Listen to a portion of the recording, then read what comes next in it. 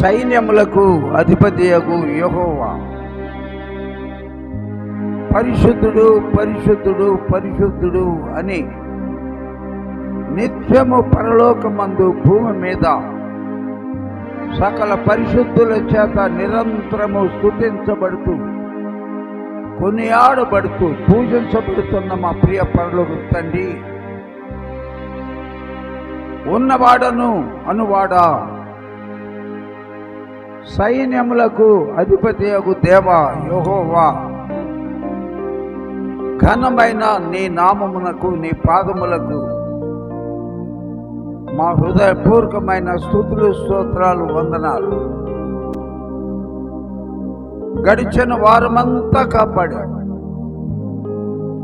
ఎవరెవరు ఎన్ని పనులకు వెళ్ళినా, ఉద్యోగాలకు వెళ్ళినా, వ్యాపారాలకు వెళ్ళినా, చదువుకునే బిడ్డల కాలేజీకి వెళ్ళినా, స్కూళ్ళకి వెళ్ళినా, ఇంటి దగ్గర చంటి పాపలు ఉన్నా అందరినీ కాచి కాపాడినందుకు స్తోత్రాలు. అందుకే కేవలం కృతజ్ఞతాస్తుతులు చెల్లించాలని, ఆరాధించాలని, నీ ఆశీర్వాదాలు మేము పొందాలని ఆశతో నీ వద్దకు వచ్చాము నాయనా. మా వాద్యములు, మా పాటలు, మా హృదయ ధ్యానము నీ దృష్టికి ప్రియముగా మార్చుకోనండి తండ్రి. వాక్యము ద్వారా మాతో మాట్లాడండి.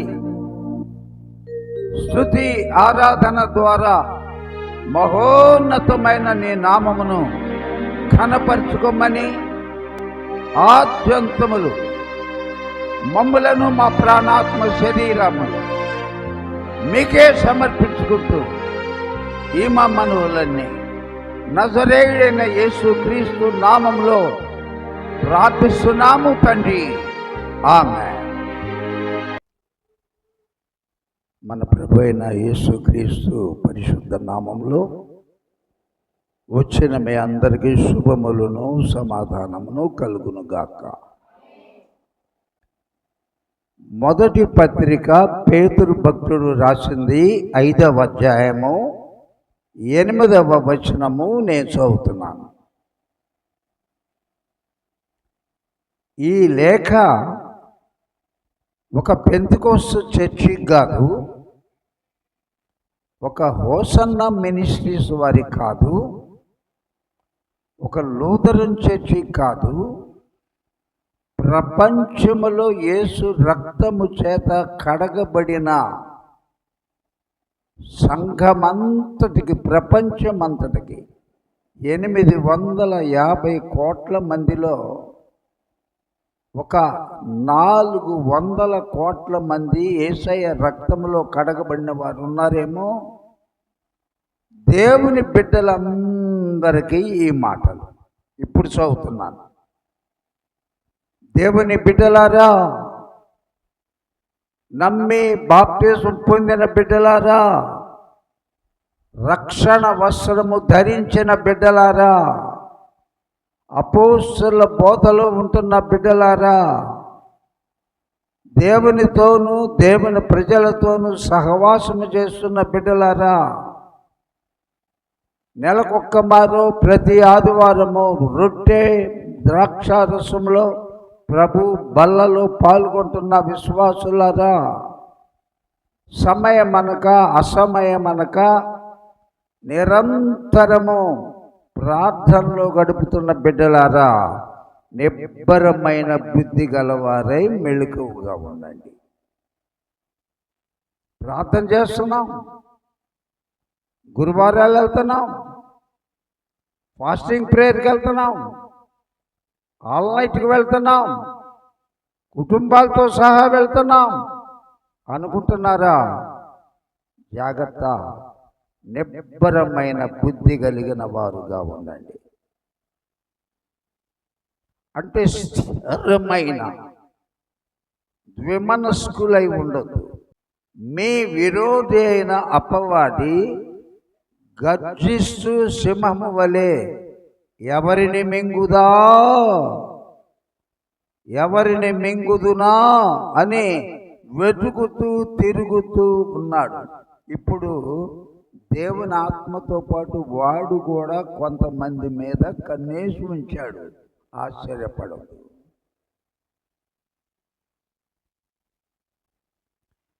ఇలాగే కొన్ని ఇన్సిడెంట్స్ చెప్తాను ఈరోజు. ఒకడు యెరూషలేములోనే ఉన్నాడండి. అంటే వాడు రక్షింపబడ్డాడు, యేసు రక్తంలో కడగబడ్డాడు, అనుదినము ప్రభు ఆలయానికి వెళ్తాడు, స్తుతిస్తాడు, స్తోత్ర గీతాలు పాడతాడు, కానుక ఏదైనా కొద్ది గొప్ప ఉన్నది మనపూర్వకంగా సమర్పిస్తాడు, వస్తాడు, తన ఇంటికి వెళ్తాడు. అలాగా ఒక 10 సంవత్సరాలు కంటిన్యూగా యెరూషలేములోనే ఉన్నాడు. ఒక్కరోజు 10 ఏండ్ల నుండి నేను ఆలయానికి వెళ్తున్నాను కదా, ఒక్కసారి ఎరుకోకపోతే ఈ 10 సంవత్సరాల భక్తి అంతా దేవుడు చూడలేదా అనుకొని యెరూషలేము నుండి వాడు ఎక్కడికి వెళ్తున్నాడంట? యెరికోకు వెళ్తున్నాడంట. ఏం చదువుకున్నాం? మీ విరోధి అయిన అపవాది ఎవరిని మింగుతున్నా అని రెడీగా వెతుకుతూ ఉన్నాడు. వాడిని గమనిస్తున్నాడు. 10 సంవత్సరాల నుంచి ఆలయానికి వెళ్తున్నాడు. వీడు మనసు డబుల్ మైండెడ్ అని సాతానుడికి కూడా తెలుసు. బయలుదేరాడు. అతడు ఎక్కడ ఉండాలి? యెరూషలేములో ఉండాలి. నువ్వు నేను ఎక్కడ ఉండాలి? యెరూషలేములోనే, ఆత్మ సంబంధమైన దేవుని ఆలయంలోనే ఉండాలి. నా బ్రతుకు దినములన్నీ కృపాక్షేమములే నా వెంట వచ్చు అనగాని రావు. ఒకరోజు ఉండి ఎరుగుకు బయలుదేరుతున్నాడు. దొరికాడు వీడు అనుకున్నాడు, కొట్టిపడేశాడు. దొంగలు, సాతానుడు వాడి అనుచరులు, అపవాది వాడి అనుచరులు దిగంబరి చేశారు. బట్టలు కూడా దోచుకున్నారు. దిక్కులేని వాడే దారిలో పడిపోయాడు. జాగ్రత్త, మీ విరోధి అయిన అపవాది. ఆ తర్వాత ఒక యాజకుడు వచ్చాడు. మనకు తెలుసు, బాల్యం నుండి వింటాం. ఒక లేవీయుడు వచ్చాడు. అతను సేవ చేసేవాడే కానీ, బోర్లు దేవాడే కానీ, నిబంధన మందసం మోసేవాడే కానీ సహాయం చేసే మనసు లేదు అతనికి. యాజకుడు వచ్చాడు, యాజకత్వం చేస్తున్నాడు కానీ దయాదాక్షిణ్యం లేని మూర్ఖమైన మనసు. లేవీయుడు వచ్చాడు, వీళ్ళు కాదు, నరులను నమ్ముట కంటే యెహోవాను ఆశ్రయించటమే. అప్పుడు వచ్చాడు మంచి సమరయుడు. యెహోవాయే నా కాపరి. ఆయన వచ్చాడు, తన గాడిద మీద నుండి దిగాడు. అయ్యో పాపం, ఎవడో కొట్టేశాడు రా అనుకున్నాడు. తన గాడిద మీద ఎక్కించుకున్నాడు. తన దగ్గర ఉన్న నూనెతో గాయాలు తుడిచాడు. తన దగ్గర ఉన్న ద్రాక్ష రసం కొంచెం పోశాడు. ప్రాణం తెప్పరి లేని తర్వాత యేసయ్యే ఆ మంచి సమరయుడు. ఇంకొక ఇన్సిడెంట్ చదువుతున్నాను. అపోస్తుల కార్యాలు 20వ అధ్యాయంలో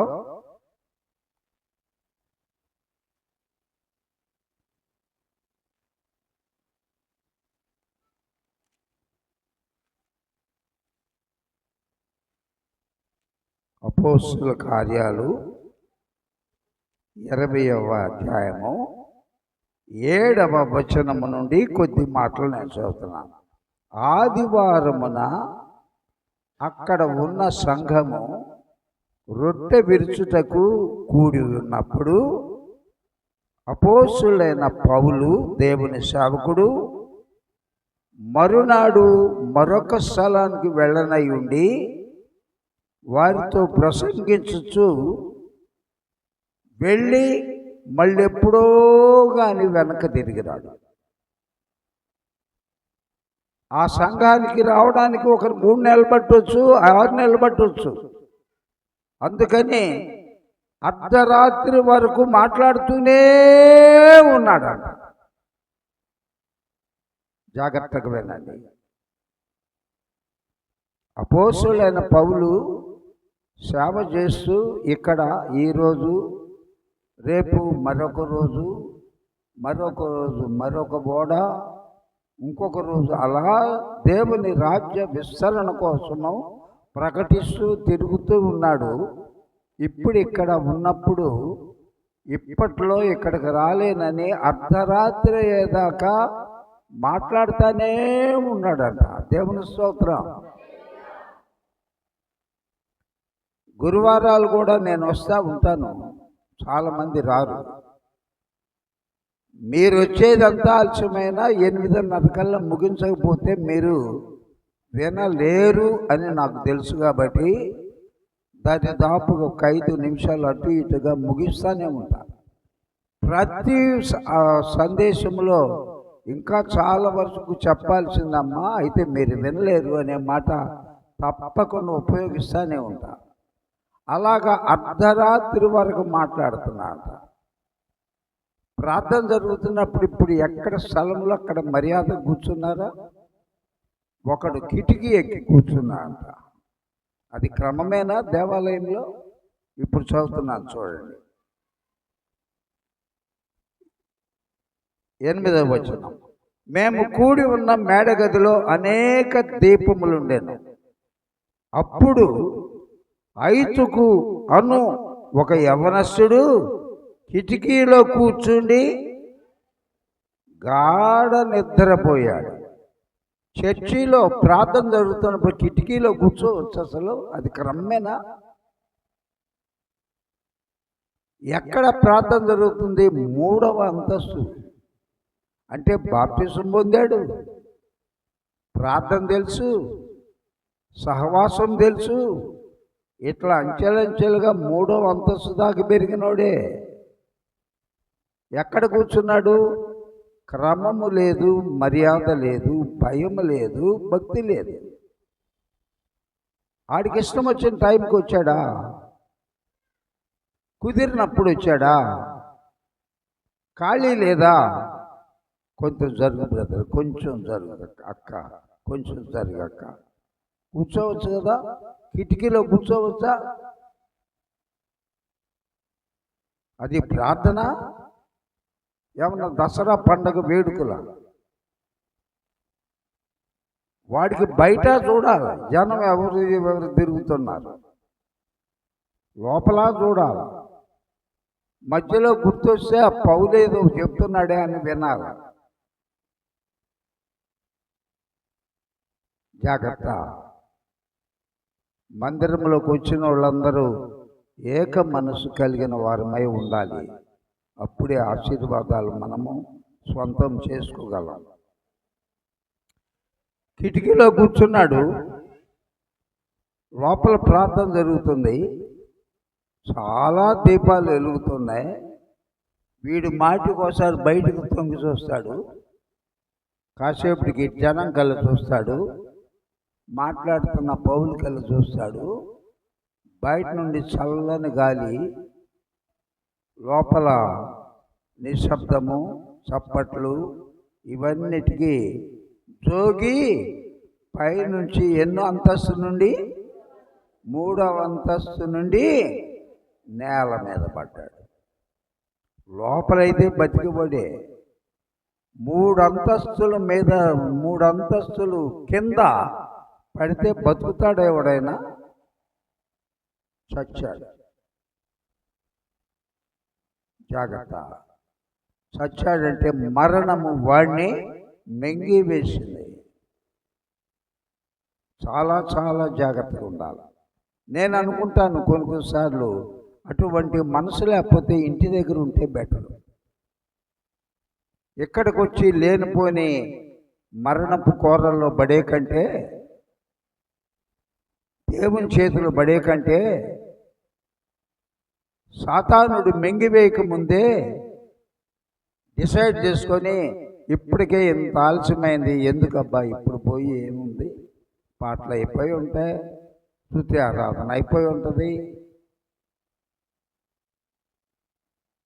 అక్కడి నుండి పడ్డాడు.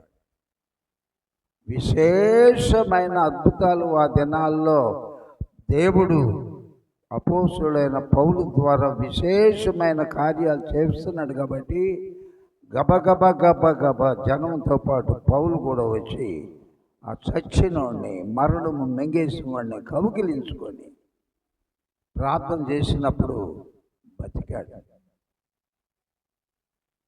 కేవలము దేవుని కరుణా కటాక్షములను బట్టి బతికాడు. మరి ఆ తర్వాత బుద్ధి వచ్చిందో లేదో తెలియదు. నేనైతే అనుకున్నాను వాడు ఇంకా కిటికీలో జీవితంలో ఇక కిటికీలోకి మాత్రం అరే ఖాళీ లేదు కనుక కాసేపు కిటికీలో కూర్చున్నా అనుకుంటూ ఇంకొక ఇన్సిడెంట్ చెప్తున్నాను.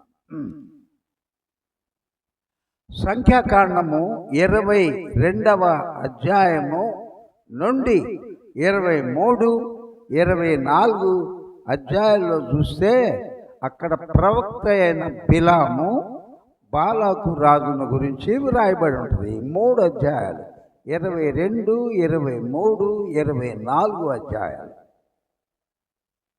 చూడక్కర్లేదు, చూస్తే మీకు అర్థం కాదు. అది చాలా పెద్ద గాథ,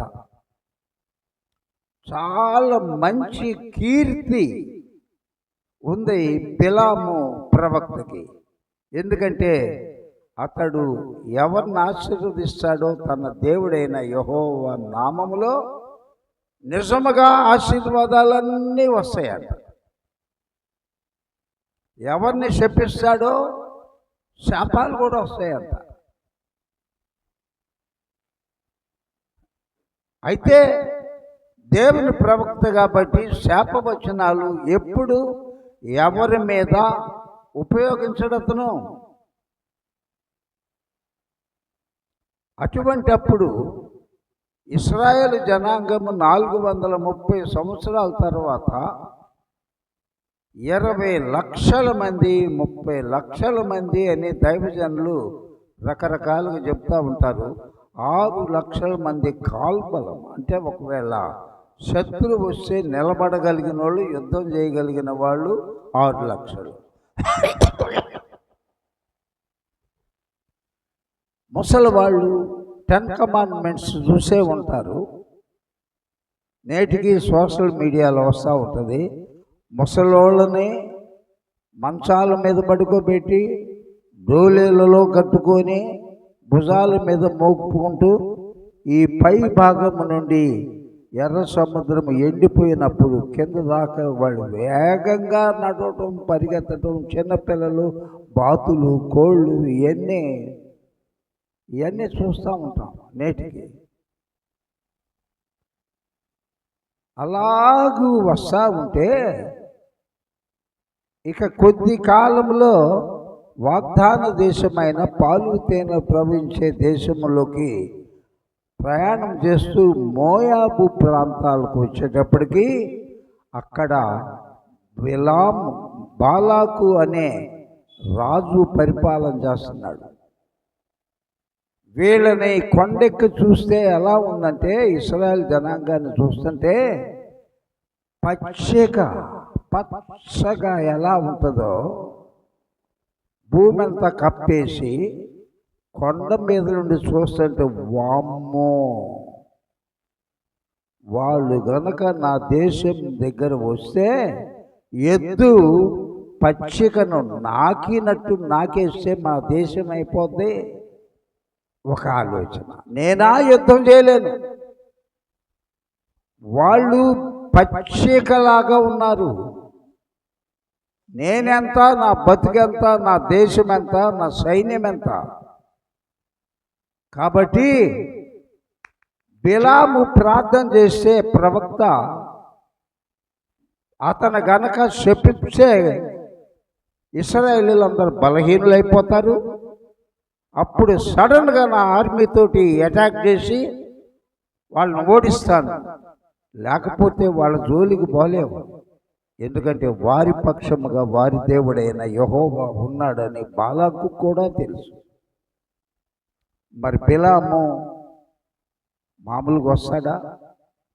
ఇప్పటికే దేవుని సేవకులు పాస్టర్స్ మీద చాలా బ్యాడ్ ఇంప్రెషన్ ఉంది. చాలా దుఃఖపడుతున్నా.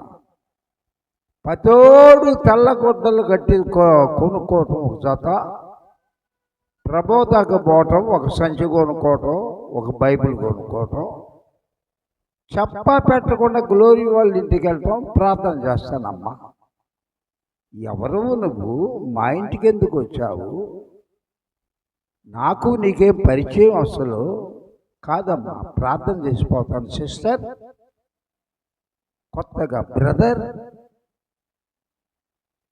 ప్రార్థన చేస్తాడు, పాడు చేసినోడు చేసి వెళ్ళాలా? అట్లా పాస్టర్స్ గురించి బయట చెప్పుకుంటుంటే తల కొట్టేసినట్టుంటుంది ప్రాణం. ఇవ్వాలి ఏదో ఒకటి. నువ్వేమీ ఎరగనట్టు మంచిదయ్యా వందనాలంటే కొంచెం మంచినీళ్ళన్నా ఇవ్వు అమ్మా. మంచినీళ్ళన్నా ఇవ్వు అంటే కనీసం మంచినీళ్ళు అని అర్థం కదా. చాలా దేవునికి అపకీర్తి తీసుకొస్తున్నారు నేటి దినమున సేవకులు. అందుకని బిలాము మామూలుగా రాళ్లే, పైగా ఉన్న ఆశీర్వదించడానికి అని నేను పిలుస్తుంది, ఇశ్రాయేలుని చెప్పించాలి అనే ఆ ఉద్దేశంతో రాజు కదా తన ఆస్థానంలో పనిచేసే 5-6 పిలిచి ఇంత వెండి, ఇంత బంగారం, వజ్రాలు మూటలు కట్టి అవి తీసుకెళ్ళాడు. డబ్బు చూడగానే ప్రతి వాడు కూడా బలహీనుడే.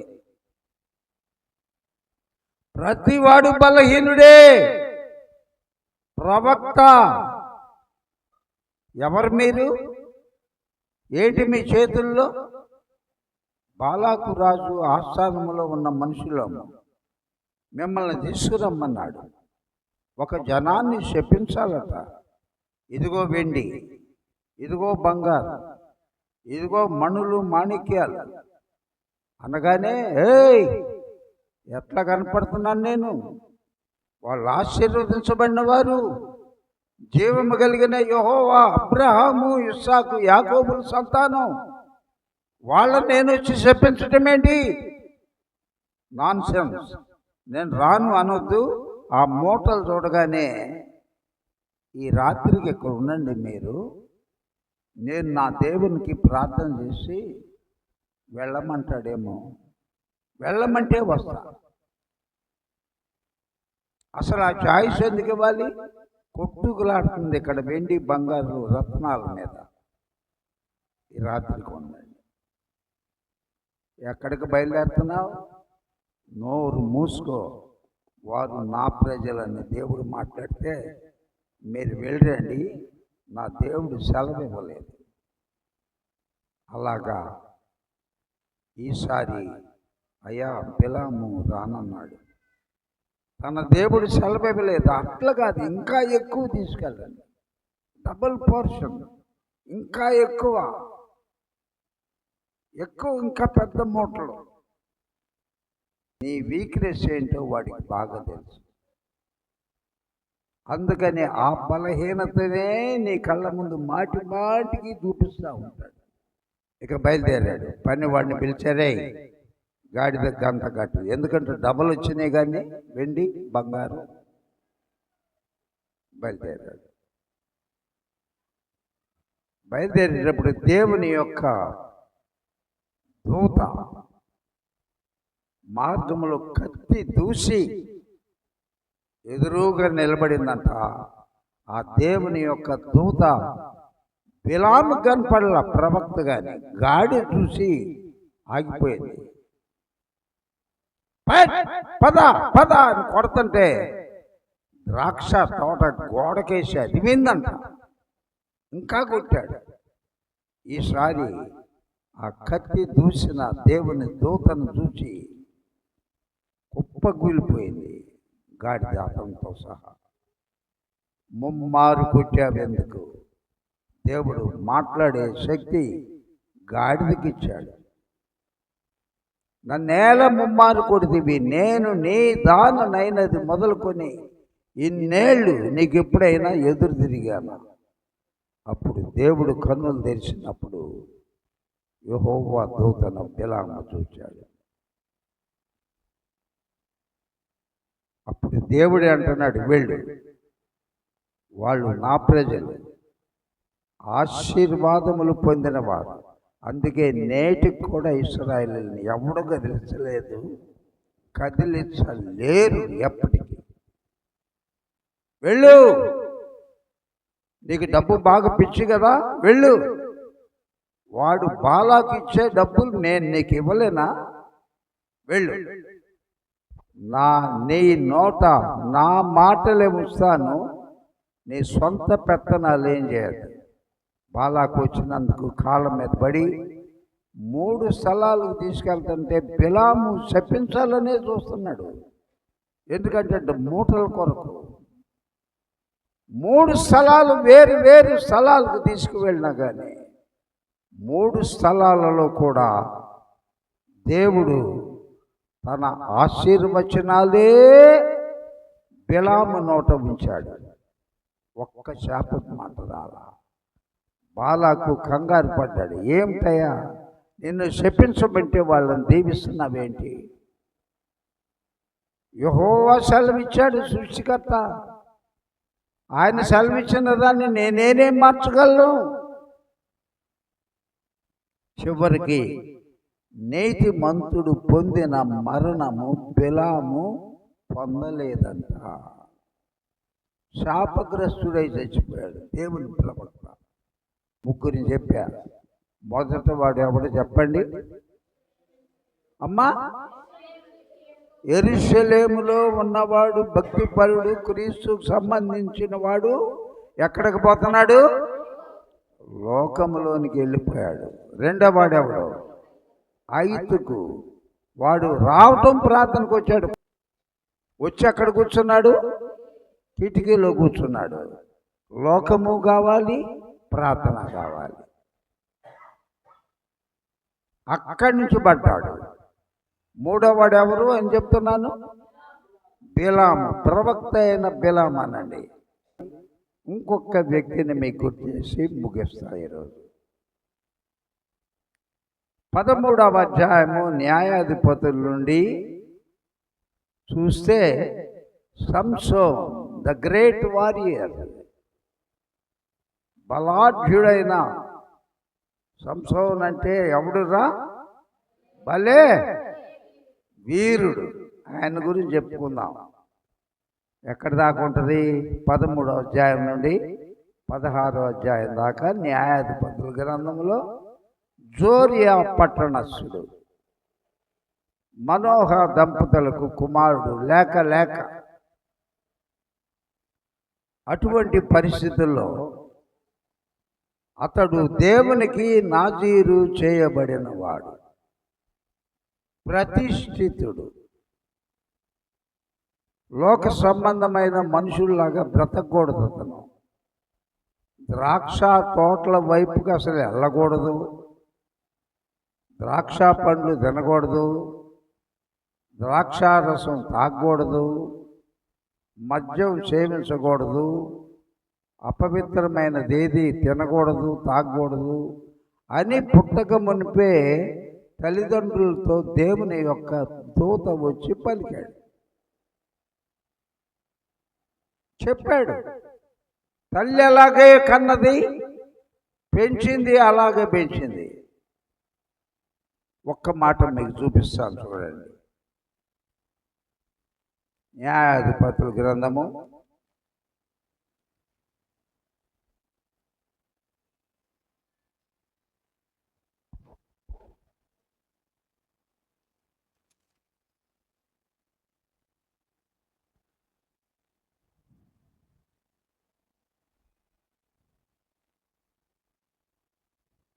14వ అధ్యాయము న్యాయాధిపతులు అందరు తీశారా? 14వ అధ్యాయము మొదటి మాట. సంసోను తిమ్నాతుకు వెళ్ళి తిమ్నాతులో ఫిలిష్తీయుల కుమార్తెలలో ఒకదానిని చూచాను. దేవుడు ఎందుకు పుట్టించాడమ్మా సంసోన్ని? ఫిలిష్తీయులు చేతిలో నుండి తన ప్రజలైన ఇశ్రాయేలీయులను స్వతంత్రము విముక్తి చేయాలని, విడుదల కలిగించాలని పంపిస్తే ఫిలిష్తీయుల కుమార్తెలలో ఒకతను చూచాను. అతడు తిరిగి వచ్చి తిమ్నాతులో ఫిలిష్తీయుల కుమార్తెలలో ఒకతనే చూచి తిని, అందరు చదవండి, మీరు ఆమెను నాకిచ్చి పెళ్లి చేయవలనని డైరెక్ట్గా తల్లిదండ్రులనే అడుగుతున్నాడు. అప్పుడు తల్లిదండ్రులు ఏమన్నారు?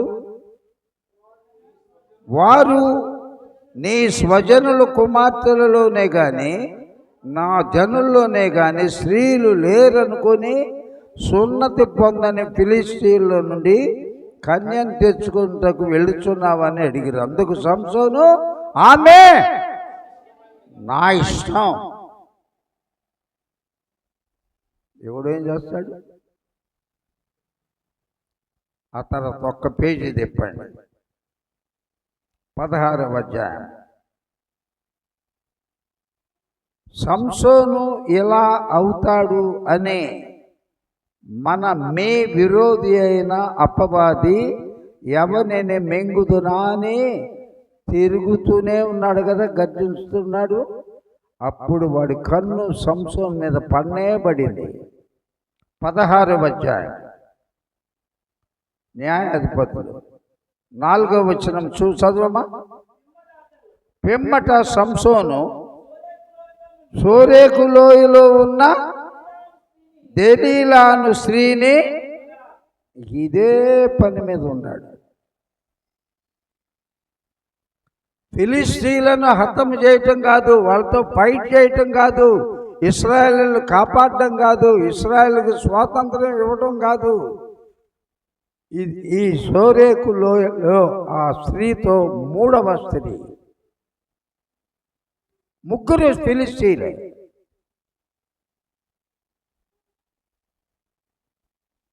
చివరికి ఏం జరిగింది? మింగేశాడు సాతాను. మీ విరోధి అయిన సాతాను జుట్టు కత్తిరించారు. ఆ ఢిల్లీలో నమ్మి సీక్రెట్ అంతా చెప్తే గుర్తు పెట్టుకుంటే చంపేస్తాడని భయం. తర్వాత ఎందుకులు మళ్ళీ మొలిస్తే చంపేస్తారని భయం వేసి గుర్తుపడితే 2 కళ్ళు పొడిచేశారు, గుడ్డోడైపోయాడు. ఎంతకాలము దేవుని మాట విన్నవాడు సంసోను చివరికి ఎవరు మాట విన్నాడు? తిరగల విసురు, అయ్యా పోయండి, గోధుమలు పోయండి, కళ్ళు లేవు. దేవుని మాట విన్నవాడు మార్గం తప్పేటప్పటికి మనుషుల మాట వింటున్నాడు. ఒకసారి చెప్పగలరా? నేను చెప్పిన వాక్యం, ఈ మే విరోధి అయిన అపవాది నిబ్బరమైన బుద్ధి గలవారై మెళుకువగా ఉండు. నేను 20 ఏళ్ళు అయిందండి, 30 ఏళ్ళు అయిందండి బాప్తిసం తీసుకొని. ఎన్నిసార్లు మా ఇంటి దగ్గర కృతజ్ఞత ప్రార్థన పెట్టుకున్నామండి. పలారం ఇవన్నీ చేస్తున్నాయి. ఏ క్షణంలోనైనా నిన్ను పడద్రోయటకు శక్తి కలిగిన వాడు మీ విరోధి అయిన అపవాది గర్జించు సింహం వలె ఎవరిని మెంగుదనాన్ని వెనుక తిరుగుచూ ఉన్నాడు. లోకమందున్న మీ సహోదరుల యందు ఈ శ్రమలే నెరవేర్చున్నవని ఎరిగి విశ్వాసమందు స్థిరులై వానిని ఎదురించుడి. ఈ ఒక్క మాట హెబ్రీయులకు రాసిన పత్రిక 19వ వచనమమ్మ. సహోదరులారా, యేసు మన కొరకు ప్రతిష్ఠించిన మార్గము. విశ్వాసుల కొరకు పడిపోకుండా, తొట్టిల్లకుండా దేవుని రాజ్యంలో చేరాలంటే ఒక మార్గము దేవుడు మన కొరకు నిర్ణయించి ఉంటాడు. యేసు మన కొరకు ప్రతిష్ఠించిన ఆయన శరీరము అను తెర ద్వారా ఏర్పరచబడినదైన మార్గము, ఆయన రక్తము వలన పరిశుద్ధ స్థలమునందు ప్రవేశించుటకు మనకు ధైర్యము కలిగి ఉన్నది. 12వ అధ్యాయం చూడండి. ఎంత గొప్ప సాక్షి సమూహము మేఘము వలె మనలను ఆవరించిన. ఈ కష్టాలు మనకే అనుకుంటున్నారా? పాస్టర్లకే అనుకుంటున్నారా? విశ్వాసులకే అనుకుంటున్నారా? తండ్రి అయిన అబ్రహాము మొదలుకొని వీళ్ళందరూ మనకు ధైర్యం చూపించడానికి ఈ కష్టాలకి, ఈ శోధనలకి, ఈ సాతానుడికి భయపడొద్దు, మేమందరము మిమ్మల్ని ఎంకరేజ్ చేస్తున్నాం.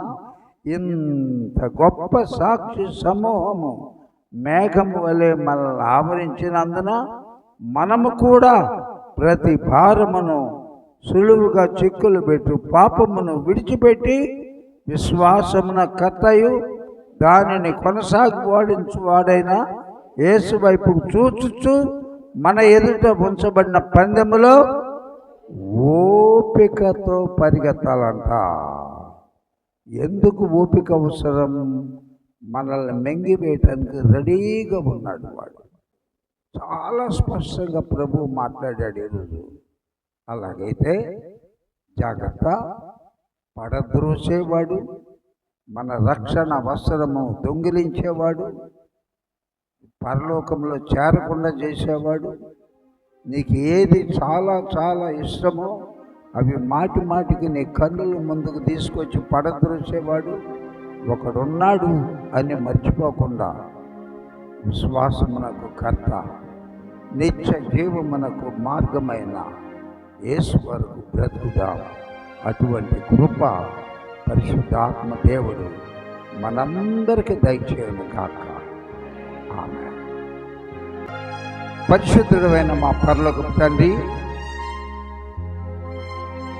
నీకు స్తోత్రాలయ్యా, వందనాలు చెల్లిస్తున్నా. మాతో